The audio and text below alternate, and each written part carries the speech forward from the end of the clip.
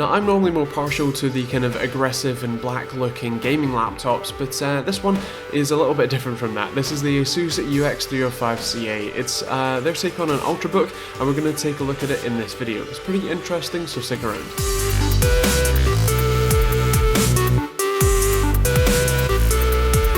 Check out TechteamGB.co.uk for more awesome news, reviews and other stuff, including more information on this product and many more. Stick around for this awesome video. So to start off with the specs, as you can see, this won't blow you out of the ballpark. It's got an Intel Core M3 6Y30, which is a Skylake chip, 8GB of RAM, 128GB M.2 SSD, and that's about it. You do have the option to go up to 512GB of SSD space and a different CPU, but that's your lot. Now, in terms of the screen, it's actually a really beautiful 3200 by 1800 IPS panel.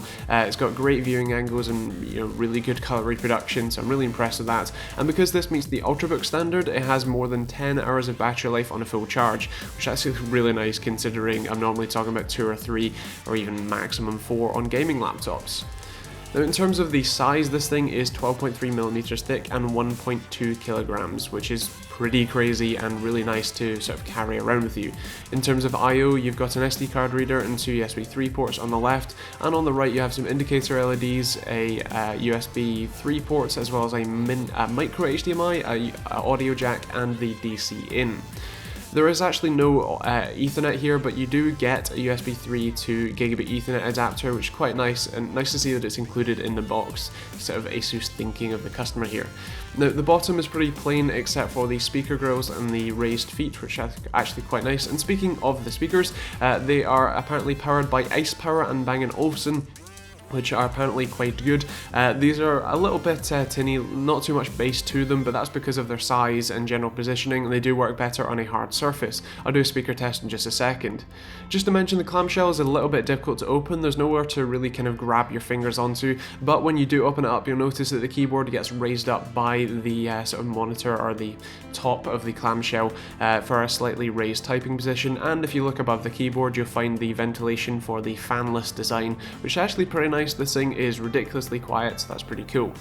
In terms of the keyboard, I'm actually really impressed with the overall quality of this. I've had a really nice typing experience with it. All the hotkeys are relatively easy to find, and the only thing that I would really ask for perhaps is a keyboard backlight, just because in the dark it can be a little bit difficult to find which keys you're pressing, but other than that, it's a really nice keyboard to type on.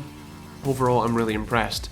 In terms of the touchpad, that's also pretty impressive. You have a lot of nice gestures and ability to sort of move stuff around there, so that's pretty cool and makes it pretty easy to use. The only thing though is that there is a bit of keyboard flex, as you can see when you push down, especially if you're using the mouse pad and clicking on it. There is a bit of flex there, but it's not something that I'm all not necessarily worried about. Overall usage is actually really nice. It's very nice to type on, to sort of general web browse, watch videos, but here's a quick test. So this is a quick test of the audio on this laptop. I'm re-recording this with my usual production mic setup, so you'll kind of get an idea for that. But basically, yeah, this is this is what it sounds like. I'll play some music in just a second as well, but basically these are sort of Bang & Olufsen speakers, but then again, it's a very, very small form factor, obviously very thin laptop, so it's going to be a bit difficult to get much bass. They are relatively decent quality. They're certainly okay for listening to music to in general playback, although they're certainly not studio quality, and a pair of headphones might do a better job overall.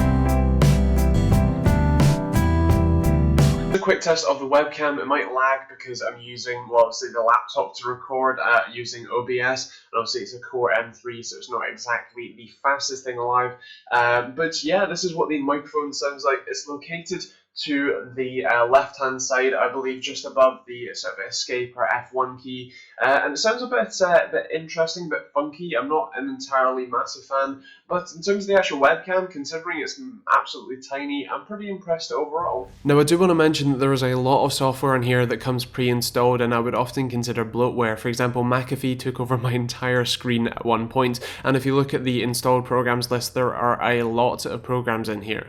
In terms of the performance, as you kind of expect, this is integrated graphics and a Core M3 processor, so it's not going to blow you away in terms of, video editing or gaming, but I'm actually surprised because it does generally do the job that you expect it to do, so that's pretty nice. Now, I normally take a look at gaming laptops, stuff like the Aorus X3 or Asus UX305CA, so this is definitely more of a divergence from that topic, but I actually quite like it, and the strange thing is, I like the simplicity. With gaming laptops, there's a lot of kind of flashy features, especially stuff like the keyboard. It's often designed kind of for gaming, which means that the gaming experience on it is fantastic, but you often have a bit of a loss with the actual typing experience. If you try and use it to type on, it can be a little bit naff. Obviously, this one doesn't fall for that. This has a really nice actual typing experience. The trackpad is actually pretty cool too, with all the multi-touch gestures. It does take a little bit of time to learn them and kind of get used to them, but once you do, it's pretty awesome. The screen is absolutely beautiful. I love it. The scaling seems to work pretty well in most applications. It's just a really lovely thing to look at. The speakers, while they're not utterly fantastic, they're not the best things in the world. When on a hard surface, they're pretty fantastic because they are bottom facing.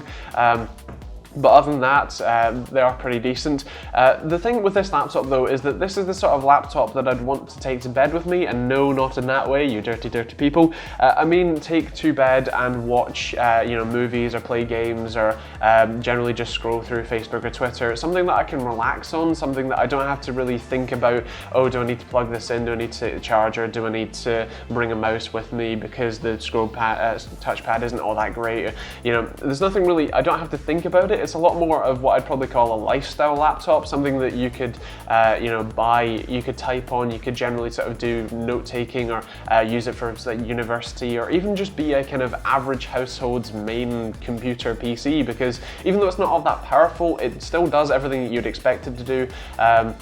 You're not going to be, gaming or video editing on it, but, stuff like flash games and general casual games that people tend to play, especially the sort of people that would want this type of laptop play, that it works fine on it. That's awesome. And so I can generally see that this is pretty fit for purpose. Now, obviously, as I said, it's not the most powerful. It's a Core M3, 8 gigs of RAM, and integrated graphics and 120 gig SSD. And for me, the SSD is a bit small, although I'm sure that there are different models for capacity.